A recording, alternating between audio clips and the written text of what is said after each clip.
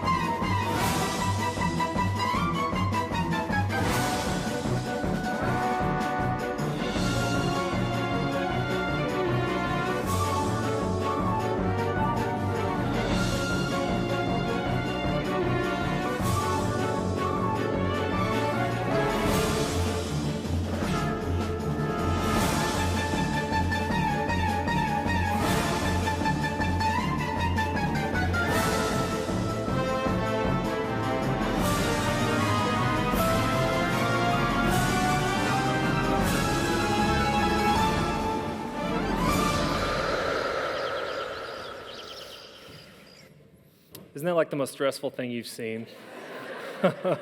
It's just, you look at that and you're like, that's my life up there. Hey, if we haven't met, my name is Kyle. I'm one of the pastors on staff here. Glad to be here with you today. It's crazy to think it's like 2020, which is bad for a bunch of different reasons. I mean, there's going to be vision puns like all year long. You know, we're into the time of year where people go to the gym for like a week and then quit. It's fine. No guilt trip as well. But it's just really weird to see the number when you write it down or you see it, because like if you've ever watched like older movies and they have this vision of what 2020 was going to be like, and some of them are flying cars, which is just a horrible idea. Like, people can't even drive on the ground correctly. And like somewhere someone thought, you know what, let's give those people an ability to like crash into stuff and fly in the air. I mean, it doesn't make sense. But what's so interesting about this is that all of us have a perspective of time that's different. And so some of us, you know, 1983 was when I was born, and that seems like it was so long ago, and I had never envisioned that 2020 was going to be like this. You know, I probably was one of those people that thought there was going to be flying cars and all that sort of stuff. But today we're going to talk about time and our perspective on time. And we're in this series called Breathing Room, which is going to be 4 weeks. And we really think this is going to be so pivotal. But I want to tell you a couple things up front. Is that one, we got the idea from this series from a church that is outside of Atlanta, Georgia, called North Point. They're located in Alpharetta. It's a church we really, really respect. There is a pastor there called Andy Stanley. And while I agree with most of the stuff he says, not everything, man, I just loved this series, and I wanted our church to do it. And so we're doing our version of this series, and so we're writing some stuff that's different from them. But we just appreciate it when churches around the nation do something. And our job, you know, is not always to be original or creative. We want to do things that work for you. And we really think this series is going to do that. And Breathing Room is one of those things that we all really could need. You can talk about it a bunch of different ways. You could say it's margin, but we want to talk about breathing room.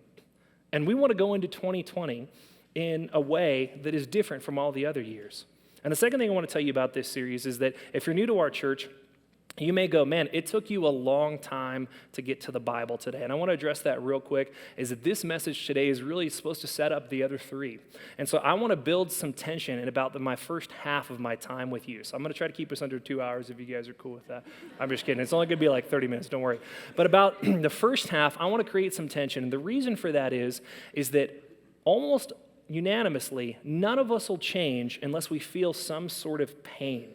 None of us will change unless we feel a certain amount of discomfort. There are a lot of things that we can take. There are a lot of things that we'll allow and tolerate. But if we don't feel a certain amount of discomfort in our lives, we'll never get to a place where we go, I can't live this way anymore. And I'm hoping this series will do that, because I would love to go into 2020 saying a couple of different things.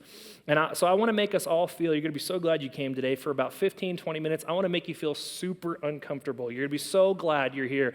But don't worry, I'm in this with you, so it's me too. So I want to go into 2020, and I want to be able to say a couple of things. And my guess is you want to say these things too. The first thing I want to say is I am no longer ruled by my schedule. I want to go into 2020 saying that my calendar is not the arbiter of my life, that my time is not dictated by my schedule, that I am more in control of my time than someone else is. I want to go into 2020 saying that. I don't want when people come up to me. I mean, we say this all the time. I don't want people to come up and when we say, hey, how are you doing? We usually answer the same way. I'm really good. I'm just busy. I don't want to do that this year. I don't want to do that to my kids, to my coworkers, to my family members, to my friends. I don't want to answer that way. The second one is, I don't want to say that I go home at night exhausted. I'm not going to do that this year. I'm not going to go home with nothing left for my family and my friends and my hobbies. I don't want to give all of my energy to my work and to everything else that when I get around the people that I love and the people that I really, really care about, that they get the worst of me, that I've given all of my energy somewhere else and they get what's left. I don't want to do that this year. This year, I don't want to worry about money.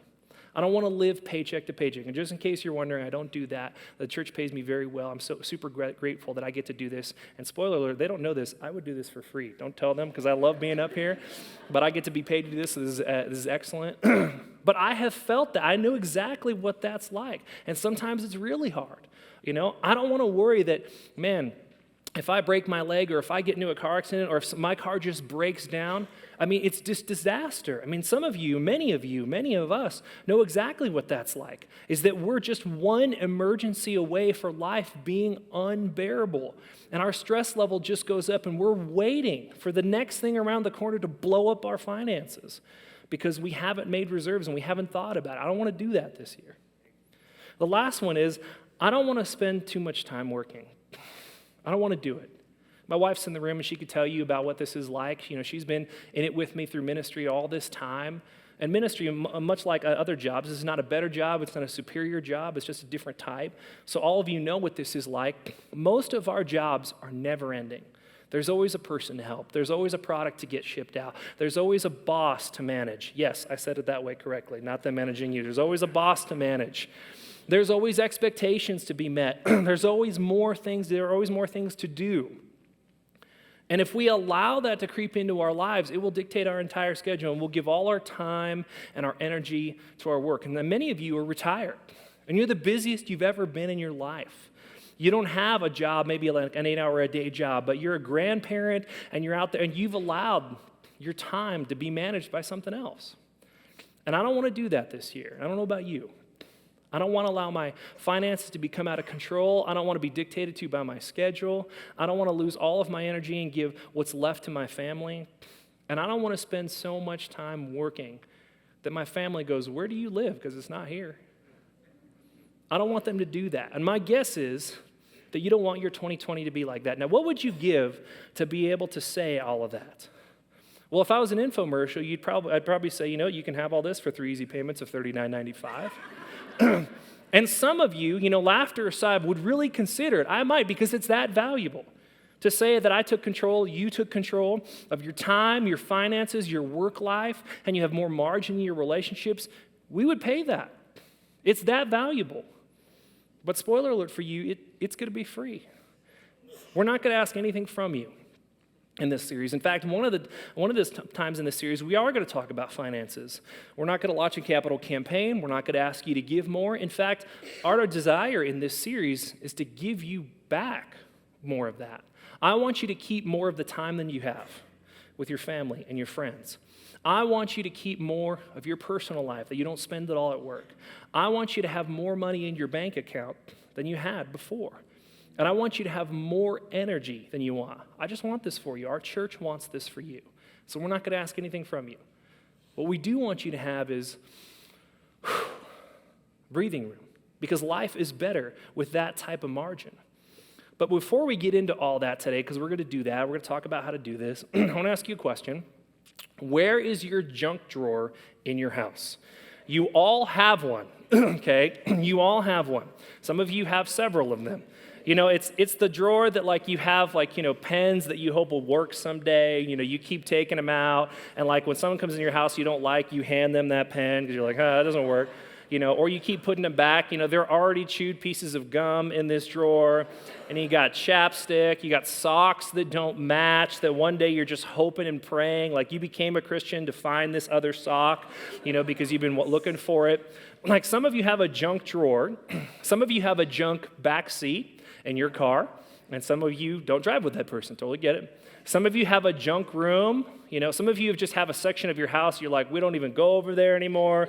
Like we put up curtains and do not disturb signs everywhere because we just don't go over there. Some of us have a junk closet, right? And it may look something like this. Now, there are two types of people who look at this closet. The first type of person, I've just ruined your entire day. You've already tuned me out. You have already looked at that, and you've pushed me aside, and you're just thinking, man, can I just come up on stage and organize it just a little bit? Okay, can I move stuff around? I can't even hear you. I can't pay attention to anything you're saying because I'm looking at that monstrosity. Some of you are like that. The other type of people go over here and they go, what? What? I can still see some room back here, right? There's still some room there. That's a system. That's a cleverly organized system of disorganization. I know where everything is in there. You know what that's like. You're probably married to the opposite person. And this is going to be a terrible conversation for you on the way home.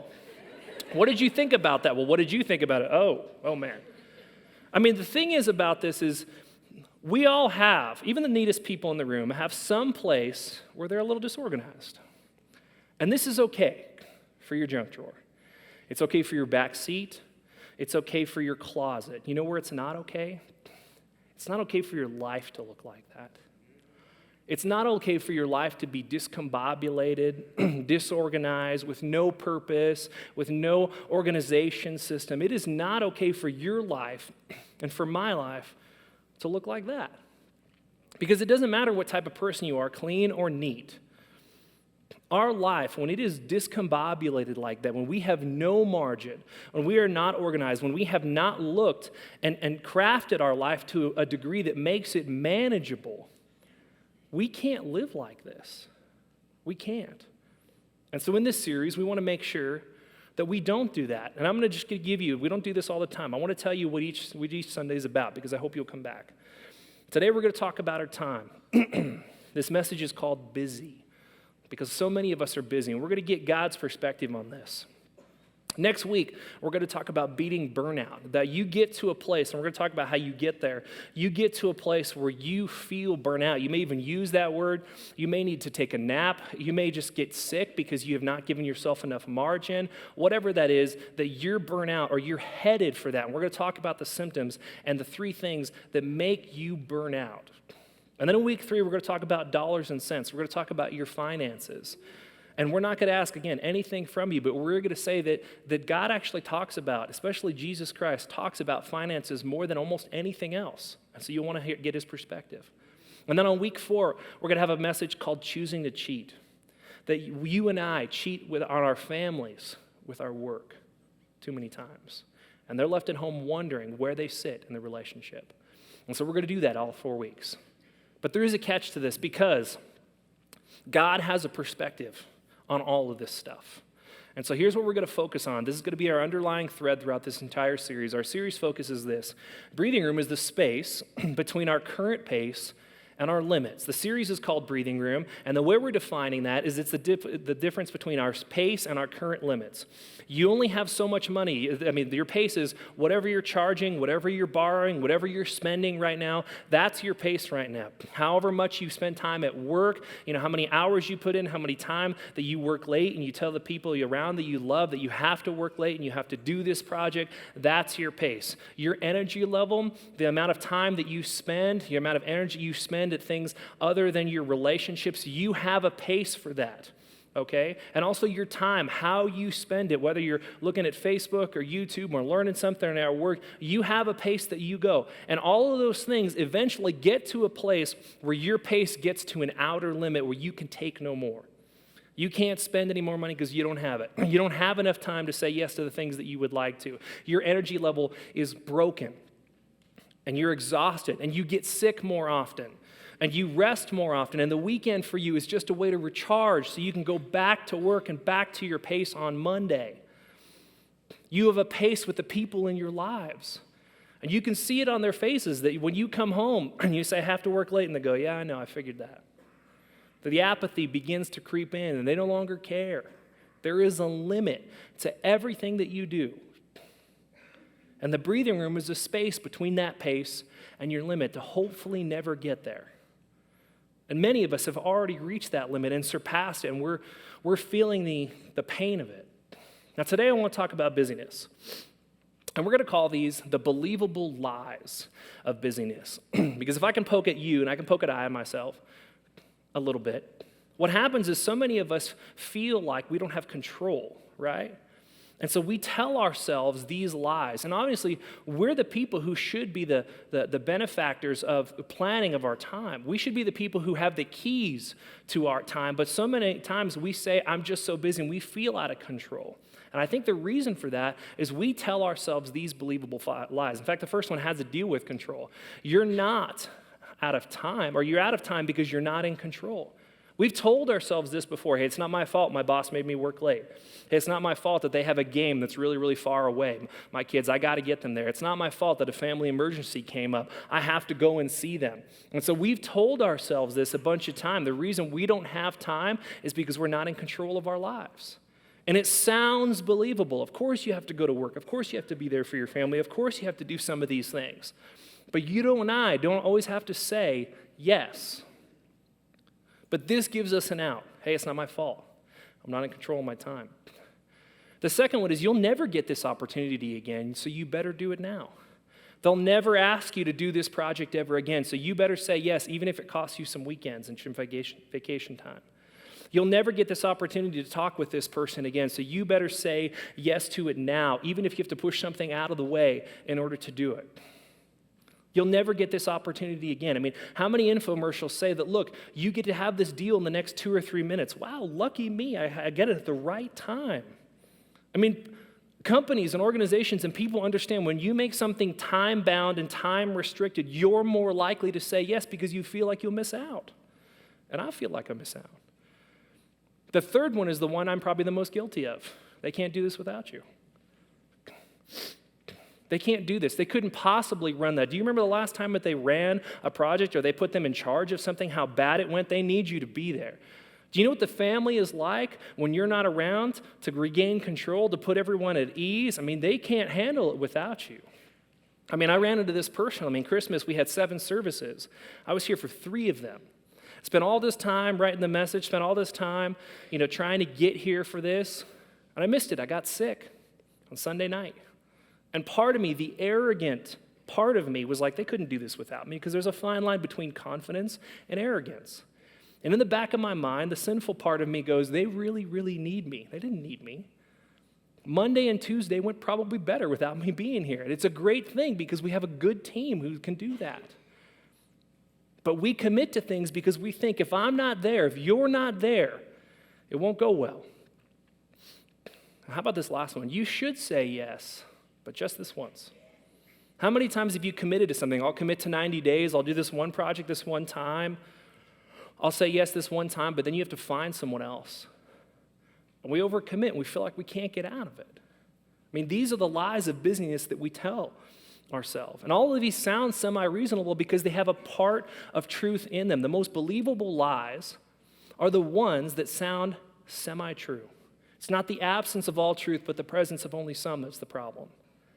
And we believe these lies, and so we allow things to encroach upon our schedule until it's out of control, and it feels like we're out of control. The last lie we believe, and it's not up here, and this is maybe the most pervasive one, is if you just had more time, we could get everything done that we wanted to. That is so subversive.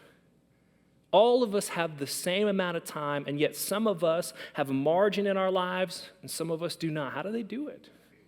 It's not about having more time. It's about your perspective on your time.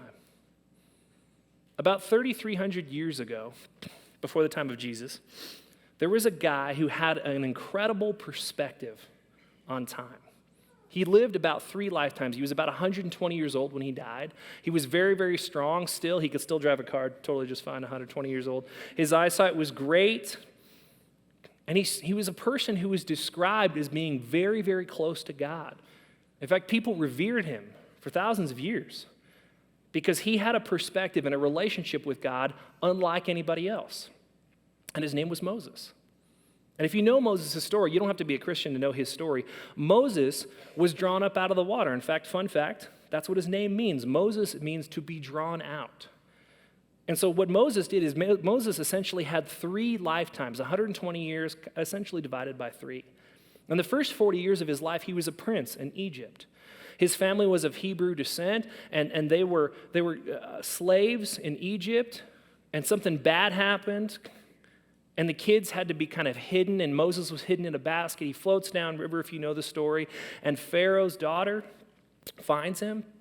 The Egyptians take him in, and he gets a world-class education because the Egyptians were incredibly smart.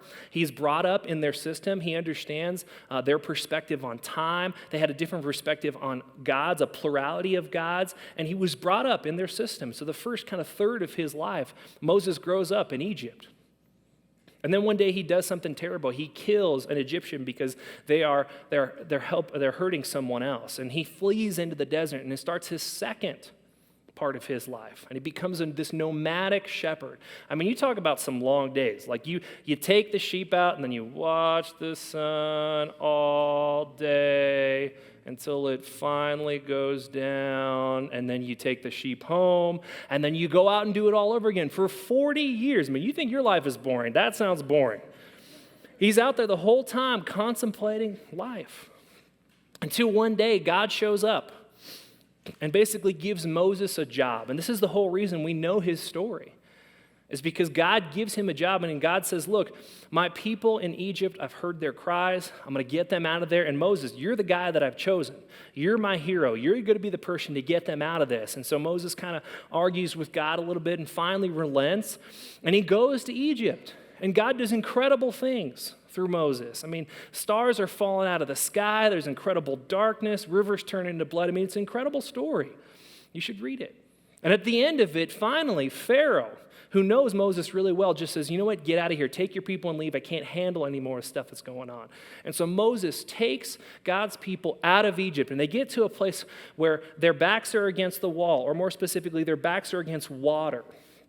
And Egypt is saying, look, man, we really made a mistake. How are we going to add a pool to the back of our house if we let go of all the slaves? So they come back to them, and they're trying to chase them, and God does something incredible through Moses. He parts the Red Sea, and all the Hebrews walk through on dry land. And then they enter into quite possibly the most dangerous part of their life. They've left Egypt behind. And during their time in Egypt, every second of their day was accounted for by someone else. The Egyptians told them when they could eat, when they could sleep, all the times that they would work. Their time was not their own. And now, they've got a plethora of time. They've got all the time in the world. And God leads them out into the desert, and they have no food, and they have no water, and they have nothing to do. So they begin to complain. And in Exodus 16, it starts, in the desert, the whole community grumbled against Moses and Aaron. And the Israelites said to them, if only we had died by the Lord's hand in Egypt, which is a really weird thing to say. There we sat around pots of meat. There's the justification. We had steak back there. I mean, that was good. And ate all the food we wanted to, but you have brought us out into the desert to starve this entire assembly to death. I mean, essentially what they were saying was, you know what, this unknown is worse than what we knew. Our schedule wasn't our own. We may have been slaves, but we knew what to expect. And now that we're out here, our hands are idle. We have no food. We have no water. We have no idea what's going to happen to us. And God's like, that's actually the position I want you to be in. Because I want you to orient your lives around me. You were so busy as slaves that you couldn't even honor me to the way that I would like you to honor me. And I've taken you out of that. And I've given you no work to do just yet. Everything you have to rely on has to come from me, has to come from God.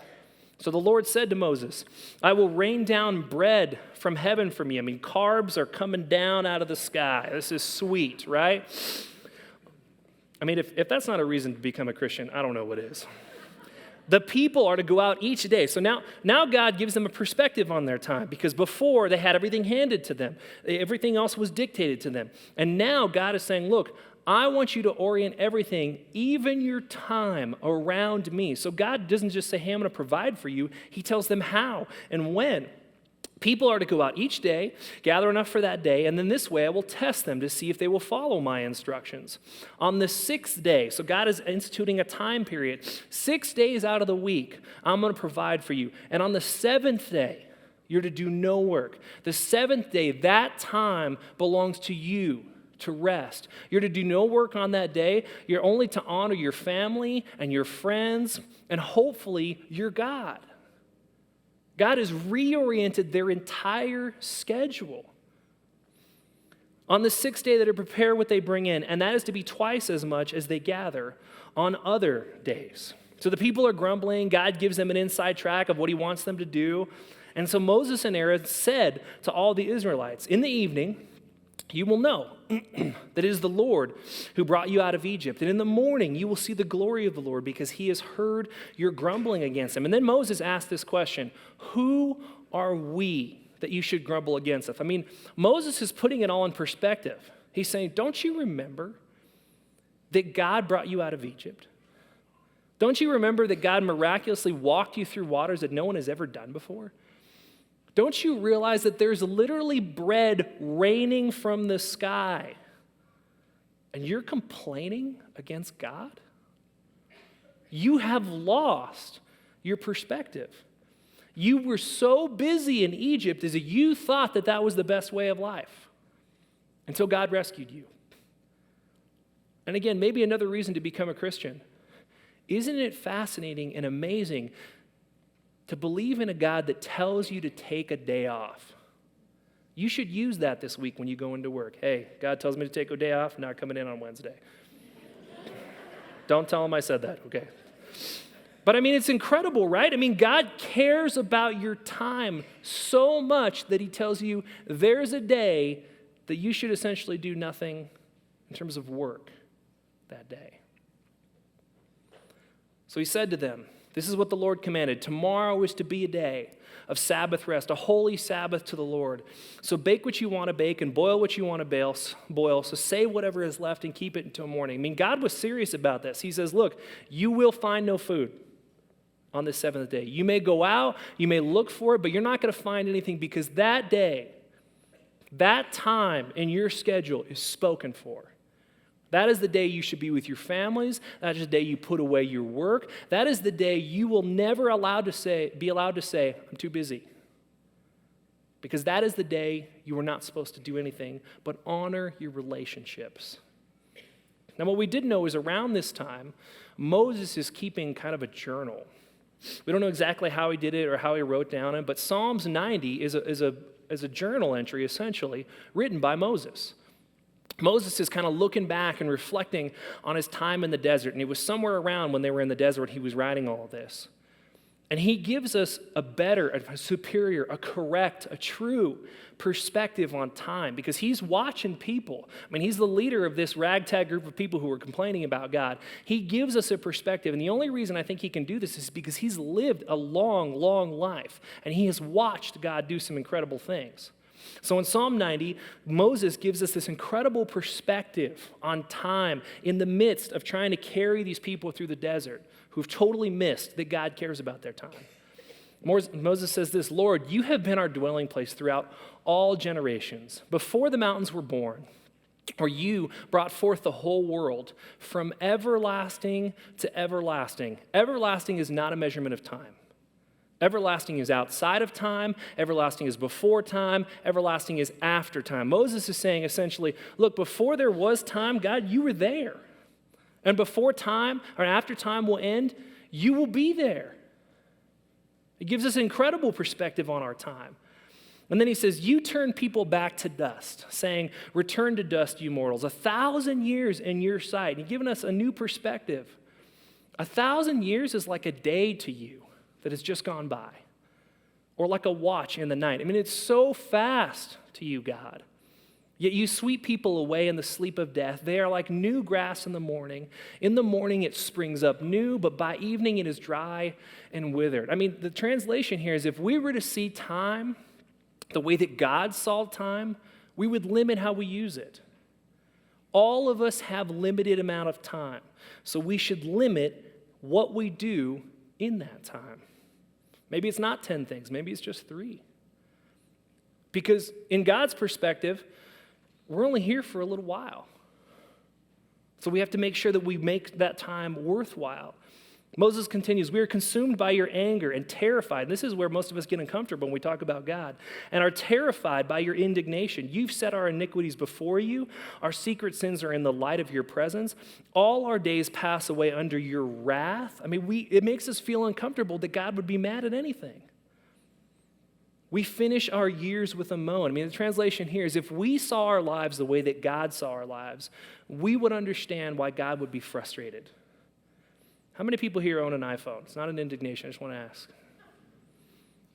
There is a program on your phone that tells you how much screen time you have. Have you ever thought about what you could do with that time instead? I mean, there's no excuse for us anymore. We should understand that God views our time in a specific way. How are we using it? We should understand that He would be frustrated when we waste it on trivial stuff. And I'm talking to me as much as you guys. This is not me pointing the finger. Moses continues, our days may come to 70 or 80 years if our strength endures, yet the best of them are but trouble and sorrow, for they quickly pass and fly away. I mean, he's just helping us understand this angst of how quickly our lives pass by. And if we only knew the power of your anger, your wrath is as great as the fear. Another way you could talk about this is oftentimes when the Bible uses the word fear, they mean awe. You ever seen a tidal wave so powerful that it's beautiful but also destructive and you're afraid of it? I mean, that's the viewpoint that Moses had of God. God, you parted the seas, you created time, you did everything, and when I waste my time, I dishonor you. Translation here would be, if we could see God as He is, we would give God the reverence that He is due. If we could see how He saw our lives and all of history, we would go, God, your hand has been in all of it. Teach us to number our days, Moses says, that we may gain a heart of wisdom. I mean, Moses is basically saying, God, you see time in a way that none of us do. Teach us to be wise with it because our days are numbered. Teach us to limit what we do in the time that you have given us. So here's the major threat of busyness. You think it's about time. It's actually not about lost time. It's about a lost perspective. When we see time as only ours for us to spend and not spend to our whim, we've lost perspective. Because all the time that we have in the world is a gift. Last service, I talked with someone whose father had a heart attack. Do you think the time matters after you come after a heart attack? Of course it does. How much do I have left? What will I do with the time that I have left? What have I done with the time that I have been given so far? Do you think that changes your perspective when you realize that you don't have as much time as maybe as you and I think? Of course it does. And Moses wanted to orient our perspective from God's point of view. What will we do with the time that God has given us? We're going to do something right now to help us reorient that time. You see, before God took people out of Egypt, He had them do something interesting called the Passover, and they had to wait for God to do something miraculous. And thousands of years later, Jesus would take the same day and perform a completely different function to help us understand this day. We call it communion. Ushers, you guys can go ahead and come forward.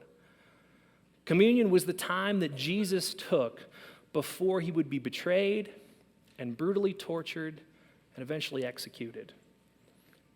Right before He went out to the night, knowing what His fate would be, He sat down with His disciples, the people He loved and He trusted the most. And He passed the bread and He says, this is my body and soon it will be broken for you.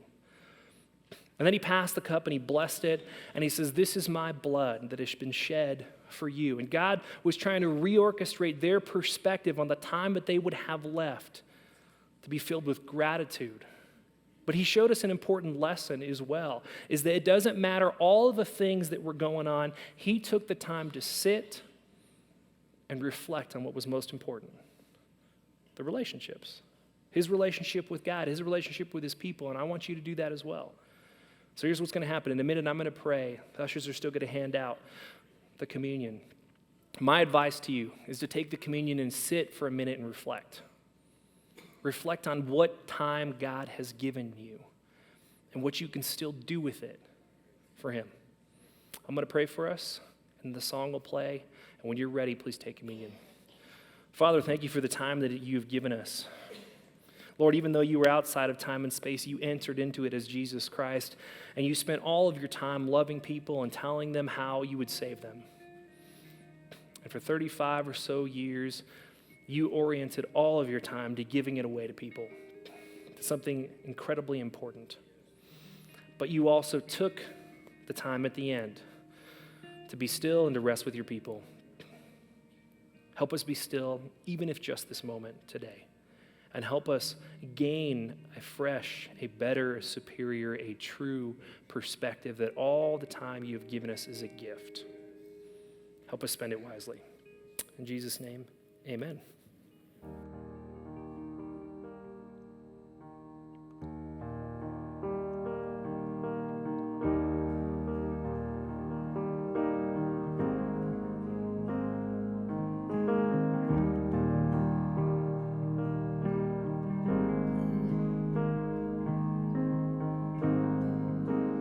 Everything else can wait.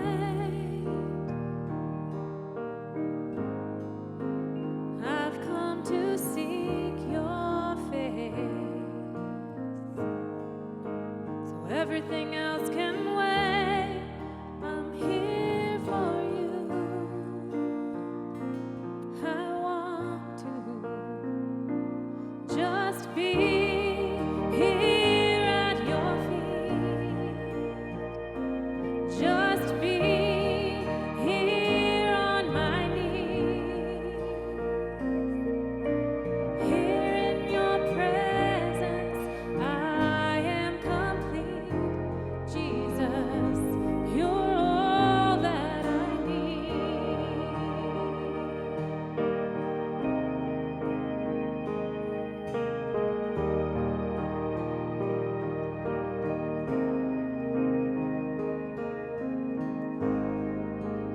Everything else can wait.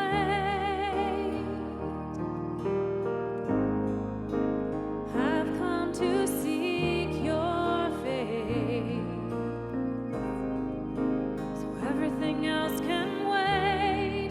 I'm here for you.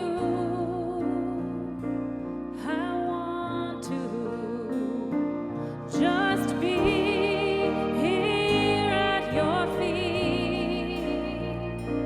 Just